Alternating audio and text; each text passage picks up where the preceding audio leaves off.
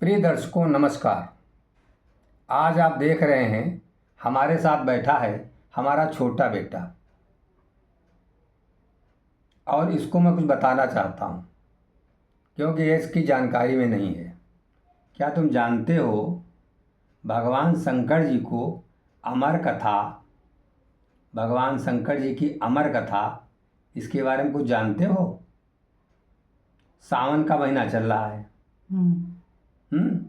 तो सावन के महीने में भगवान शंकर जी की पूजा की जाती है। सभी लोग जाते हैं पूजा करने, तुम भी जाते हो। और शंकर जी ने सावन मास में पार्वती जी को कथा सुनाई थी और उस कथा का नाम है अमर कथा। अमर कथा श्री हरिमाया चरित। हाँ, ये जो कथा है इसके बारे में थोड़ा हम बता दें तुमको। एक बार क्या हुआ, एक बार नारद जी पार्वती जी के पास पहुंच गए और पार्वती जी से कहने लगे कि माता जी प्रणाम, माता जी प्रणाम। तो माता पार्वती ने कहा, अरे नारद, तुम बहुत दिनों के बाद मिले हो, इतने दिन तक क्यों नहीं आए? क्या मुझे तुम्हारी याद नहीं आई? तो नारद जी ने कहा, नहीं माता, ऐसी कोई बात नहीं है, मुझे याद तो आपकी बहुत आती है, लेकिन कभी कभी ऐसा होता है कि अपने भी जो होते हैं वो प्यार नहीं करते हैं। तो बोले क्यों? कहीं प्यार में कुछ छुपाया नहीं जाता है, और जो प्यार में कुछ छुपा लेता है और उससे मन जो है थोड़ा मलिन होने लगता है। तो बोले ऐसी क्या बात हो गई, कुछ बताओ तो। नारद जी बोले, अरे सब में यही हाल है, सब कुछ न कुछ छुपाए रखते हैं। अब क्या बताएं, आपके भोले बाबा जो हैं वो भी आपसे कुछ छुपाते हैं। नारद जी ने ऐसा कह दिया। पार्वती जी ने कहा, अरे उनके विषय में ऐसे मत कहना कुछ, वो हमसे कुछ नहीं छुपाते हैं। कहे नहीं, आपने उनसे कभी पूछा? वो गले में मुंडमाला धारण करते हैं, खोपड़ी की माला धारण करते हैं। क्यों धारण करते हैं, आपको पता है? पार्वती जी ने कहा, नहीं पता है। तो नारद जी बोले, बस माता जी मुझको आज्ञा दो, हम जा रहे हैं। नारद जी जो थे वो भगवान की इस कथा की रचना करना चाहते थे, इसलिए वो पार्वती जी के पास आए थे। नारद जी चले गए। अब पार्वती जी शंकर जी के पास पहुंची और गुस्से से कहने लगी, तुम लोग हमसे प्यार नहीं करते हो, हमसे छुपा के रखते हो बात असली। शंकर जी ने कहा, क्या हो गया बताओ तो। पार्वती जी ने कहा, नहीं, मुझको सब बात बता दी, मुझको राम कथा पूरी सुना दी, लेकिन हमसे ये बात क्यों छुपाई कि तुम गले में जो मुंडमाला पहनते हो ये क्यों पहनते हो, बताओ हमको इसके विषय में। नहीं तो मैं नहीं मानूंगी, मैं तुमसे रूठ जाऊंगी, नहीं बात नहीं करूंगी। तो शंकर जी ने कहा, पार्वती जी आज मैं तुमको बताऊंगा, लेकिन यहाँ से तुमको चलना होगा मेरे साथ। कहीं कहाँ? कहीं मैं एकांत में बैठूंगा और कोई जो तुमको मैं बताऊंगा इसके विषय में कोई भी सुने ना। तो शंकर जी पार्वती जी को गुप्त स्थान पे ले गए। तब पार्वती जी ने कहा, बताओ। बोले, ये जो मैं मुंडमाला पहनता हूँ ये सब तुम्हारे ही मुंड हैं। तुमने जितनी बार जन्म लिया है और तुम जब मरी हो तो तुम्हारी इस खोपड़ी को मैं अपनी माला में पू लेता हूँ। ये जितने मैं मुंडमाला पहने हुए हूँ वो सब तुम्हारे ही हैं। जैसे पूर्व जन्म में तुम सती थी, मैंने राम कथा के बारे में बताया था, ऐसे ही कोई भी व्यक्ति होता है उसका मरण, वो मरता भी है और जन्म भी लेता है, फिर मरता है, फिर जन्म लेता है। तो ऐसे ही तुम मरती रही हो और जन्म लेती रही हो। तो जितने तुम्हारे पिछले जन्म थे उन जन्मों के ये जो मुंड हैं, माला जो हैं, मैंने धारण कर रखी हैं। तो पार्वती जी ने कहा, फिर आप? तो बोले, मैं तो अजन्मा हूँ, मेरा न जन्म होता है न मृत्यु होती है। ऐसा ही भगवान श्री कृष्ण ने समाज के लिए गीता में कहा है। तो पार्वती जी कहने लगी, फिर ये गीता क्या है, इसके विषय में हमें आप बताओ। तो बोले फिर तो हमको पूरी हरिमाया चरित सुनानी पड़ेगी। तो शंकर जी पार्वती जी को अमर कथा श्री हरिमाया चरित सुनाने लगे। और जब वो सुना रहे थे तो शंकर जी बोले जब मैं कथा सुनाऊंगा तो मैं भगवान श्री कृष्ण के भाव में इतना विभोर हो जाऊंगा कि मेरी आंखें तो बंद हो जाएंगी। मैं कैसे जानूंगा तुम कथा सुन रही हो कि नहीं सुन रही हो। तो पार्वती जी कहने लगी मैं हुंकार लगाती जाऊंगी, हूं कहती जाऊंगी। अब पार्वती जी हूं कहने लगी। वहीं एक पेड़ पे एक तोते का अंडा था घोंसले में। वो अंडा भी ये बात सुन रहा था। उसने जब अमर कथा सुनी तो उसने अंडा चिटकाया और सुनने लगा।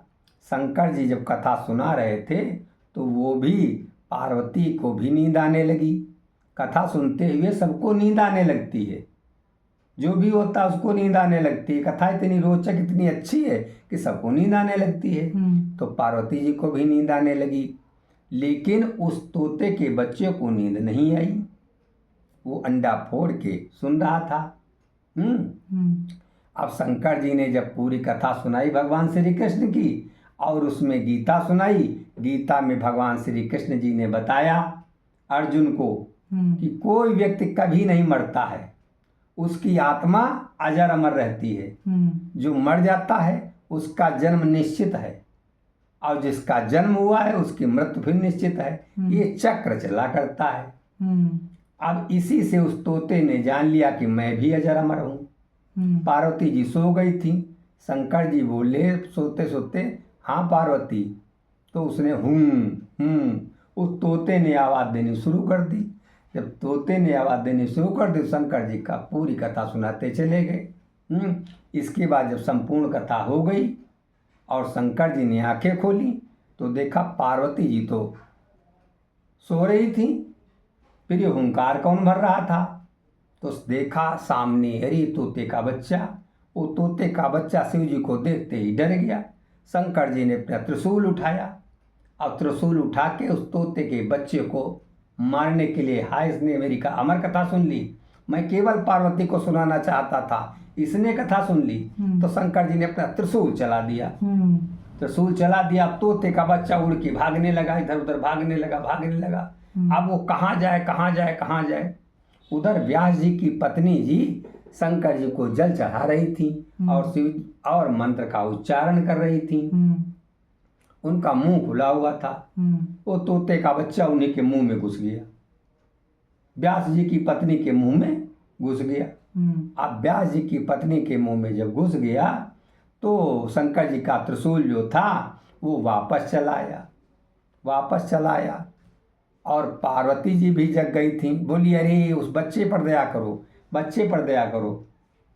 पार्वती जी के कहने से भगवान जी शंकर जी ने अपना क्रोध शांत कर लिया। क्रोध अब वो व्यास जी की पत्नी के गर्भ में वो बच्चा बैठा और हमारे डर के मारे बाहर निकलेंगे तो हमको ये शंकर जी जला देंगे, भस्म कर देंगे या हमको मार देंगे त्रिशूल से। तो बैठा रहा, 12 वर्ष बैठा रहा और उनके गर्भ तक पहुंच गया। वहाँ हो गया बालक, बच्चा हो गया वो। और वो सुखदेव जी बड़े हो गए, 12 वर्ष के हो गए। तो अब व्यास जी ने जब ध्यान से सब कुछ जाना तो बोले अरे बच्चे बाहर निकल आओ। तो उसको तो सब ज्ञान हो गया था। शंकर जी जो थे वो तो महागुरु हैं, शंकर जी ही सब कुछ हैं। तो शंकर जी ने उसको सब कुछ ज्ञान दिया था। तो अंदर से बोल उठा, गर्भ के अंदर से, नहीं मैं नहीं निकलूँगा। तो व्यास जी ने कहा अरे क्यों नहीं निकलोगी? कहीं नहीं मैं बाहर निकलूँगा तो माया मुझे घेर लेगी, मैं संसार के प्रपंच में पड़ जाऊँगा। तो उन्होंने कहा नहीं बाहर आ जाओ, तुम संसार के प्रपंच में नहीं फंसोगे।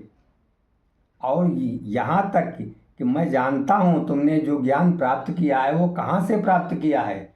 भगवान शंकर जी का यह प्रसाद है, ये समाज में बांटो और समाज ये अमर कथा श्री हरिमाया को जान सके, इसलिए बाहर आ जाओ। सुखदेव जी बाहर आकर प्रकट हो गए।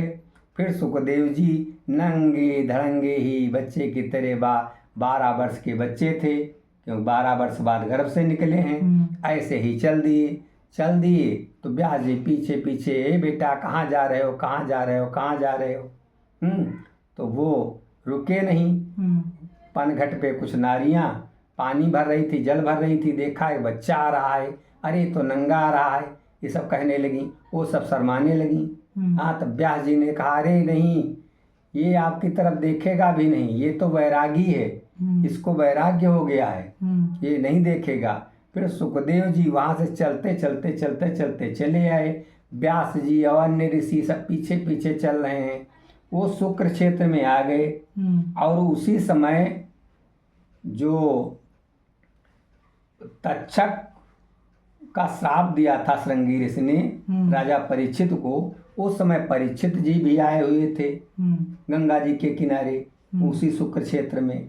तो वहीं सुखदेव जी आ गए, तो सब जितने थे ऋषि मुनि सब प्रसन्न हो गए और वहीं सुखदेव जी बैठ गए। तो सुखदेव जी को सब प्रणाम करने लगे। तो राजा परीक्षित जी ने भी प्रणाम किया।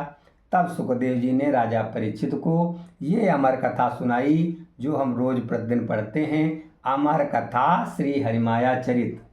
राधे राधे। राधे राधे। राधे राधे पुनि कहु राधे, मिटी हैं सब संकट भव बाधे। अमर कथा या जनहितकारी, कलिमल ताप मिटावन हारी।